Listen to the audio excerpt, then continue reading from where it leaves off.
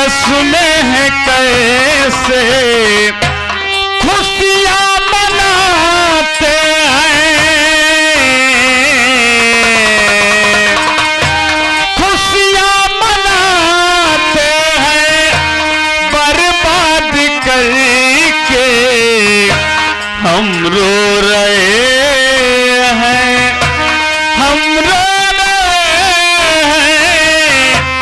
हम रो रहे हैं तुम्हें याद करके, तुम्हें याद करके।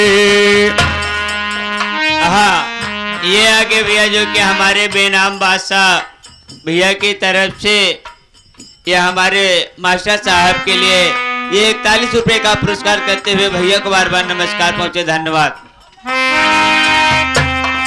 हार गया दिल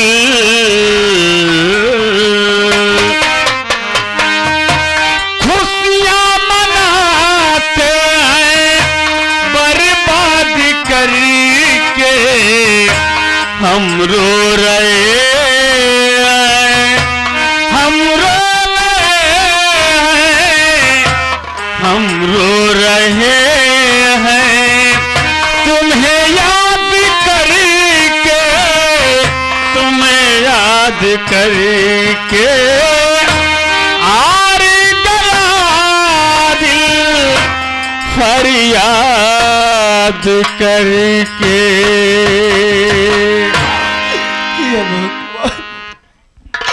आज मैं शहर से खाना लेकर चला, ना जाने क्यों मेरा दिल लग नहीं रहा है। बस घर के करीब ही पहुंचने वाला हूं। मेरा भतीजा बैठकर इंतजार करता होगा कि चाचा खाना लेकर आ रहे हो, उसे अपने हाथों से खिलाऊंगा। चलता हूं।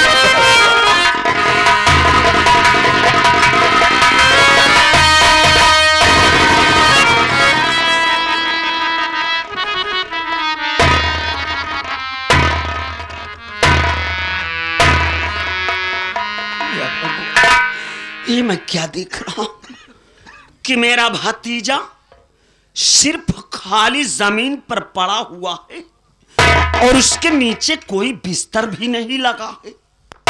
मैं जाते वक्त राजेश को कितना समझा कर गया था कि मुन्ना को अकेले छोड़ करके कहीं मत जाना, लेकिन अपने मन का काम करता है।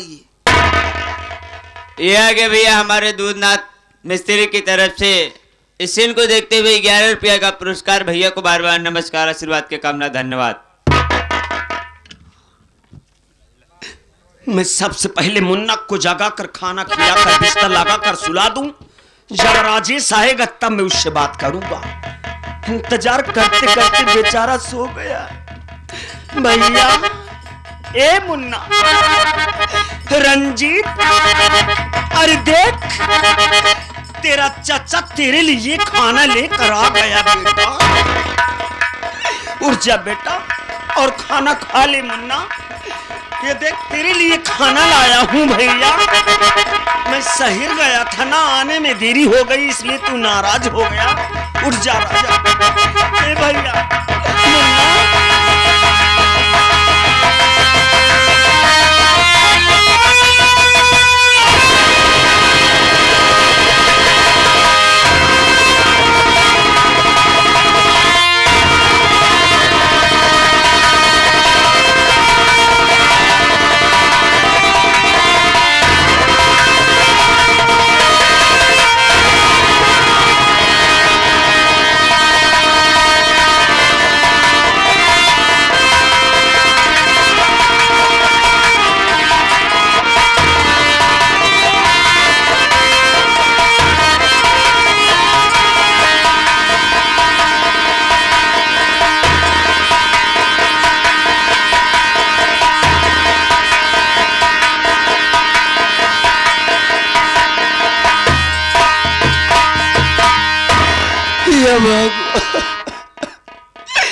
आज मुझे जिस चीज का डर था आज वही मेरे भतीजे के साथ हो गया भगवान। आखिर भैया जब परदेश से घर आएंगे अपने बेटे के विषय में जब हमसे पूछेंगे तो मैं भैया को क्या जवाब दूंगा भाई? रंजीत एक बार अपने चाचा से बोल दे भैया, तेरा चाचा तेरे लिए मर जाएगा रो रो कर बेटा। रंजीत एक बार अपने चाचा से बोल दे भैया। रंजीत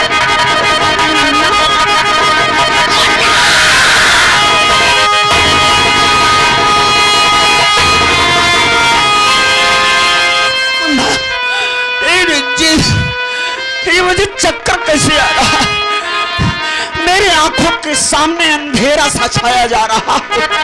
मुझे कुछ समझ में नहीं आ रहा है कि क्या हो रहा है। मुझे बचाओ बेटा।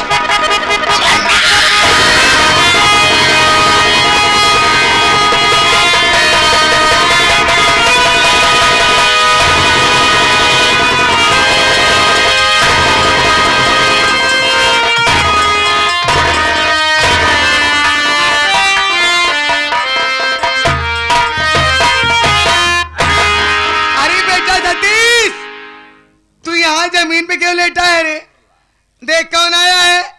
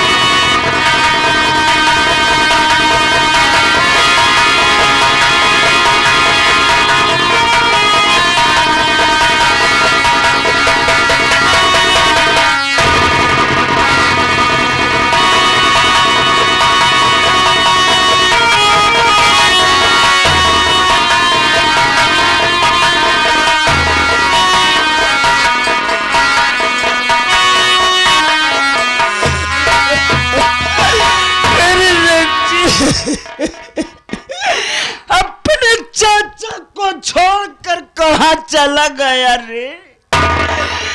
तेरा चाचा तेरे बगैर नहीं जी सकता, वरना नहीं जी सकता।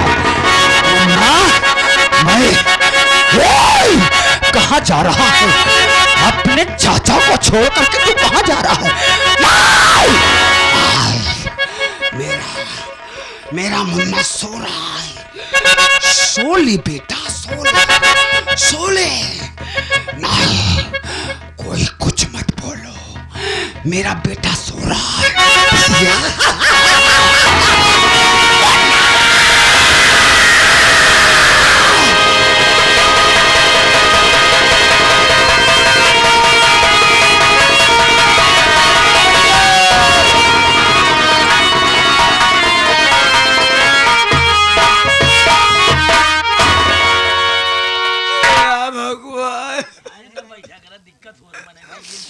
सतीश भैया ना जाने क्या कहते हुए चले जा रहे हैं।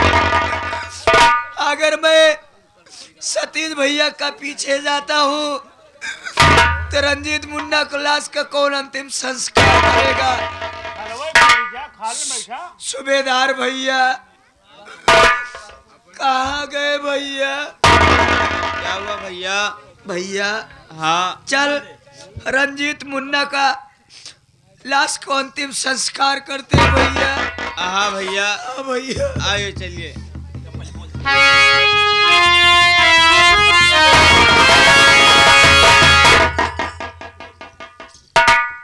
अरे छोटू बेटा, सूबेदार क्या हुआ बेटा? आखिर तुम दोनों रो रहे हो?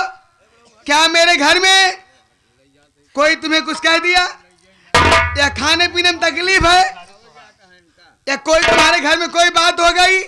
नहीं माँ। किस लिए रो रहे हो? वो इसलिए राहु माँ कि ना जाने कौन हत्यारा आके और रंजीत मुन्ना को काट करके मार डाला। तो तेरे कहने का मतलब है रंजीत नाती मर गया? उसके मरने के बाद क्यों रो रहा है रे? अरे मर गया तो मर गया। आज रंजीत मर गया, कल तू मर जाएगा, परसों तेरा भाई भी मर सकता है। इस मृतलोक में कोई रहने आया है क्या रे? एक ना एक दिन यहाँ से सबको जाना है, फिर मरने के बाद क्यों रो रहा है? अरे वाह माँ, आखिर तेरी सगी औलाद नहीं है ना? अगर तेरी भी सगी औलाद होती तो तुम्हें भी बहुत तकलीफ होता। तू माँ नहीं, माँ के नाम से कलंक है। मैं तुम्हारे आगे हाथ जोड़ रहा हूँ, कुछ पैसे दे दो, रंजीत मुन्ना को कफन लाने जा रहा हूँ माँ। एक बात कान खोल के सुने छोटू सूबेदार, कफन लाने नहीं जाना है। रंजीत की लाश को उठाओ ले जाओ। इसके पापा सुरेंद्र कमरे में जो चारपाई बिछी है, उसी चारपाई के नीचे गड्ढा खुदवा के इसकी लाश बिना कफन के उसी में दफना दो।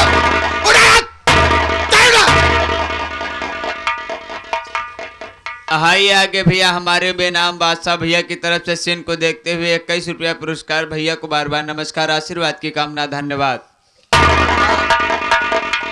ठीक है माँ, मैं जा रहा हूँ, मगर लाश दफनाने के बाद आने के बाद मैं तुमसे 2 बात करूंगा। लाश दफना क्या 2 बात नहीं 4 बात।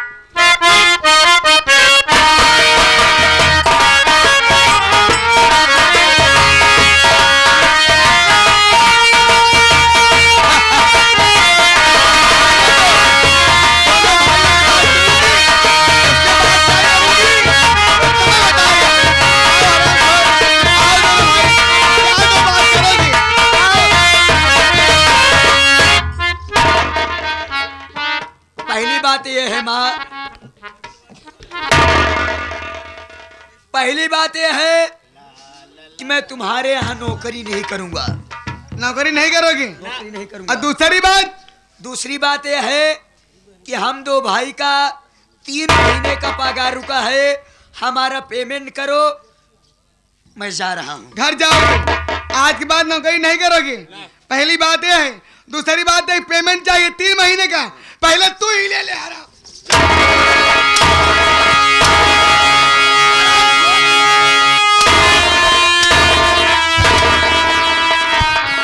और बाकी है। अरे मामा, तेरे यहाँ नौकरी कौन करेगा जब तू अपने परिवार को न हुई, अपने फूल जैसे नाती को न हुई, तो हम दो भाई तुम्हारा नौकर। ठीक है, पैसा नहीं देना चाहती हो तो मैं तुम्हारे आगे हाथ जोड़ रहा हूँ, मैं तुम्हारे बॉस। एक बात कान खोल के सुन ले रे, 1 रुपया नहीं दूंगी, और यहाँ जाने का नाम लिया हरामखोर तब मार मार के चमारे हो जाए।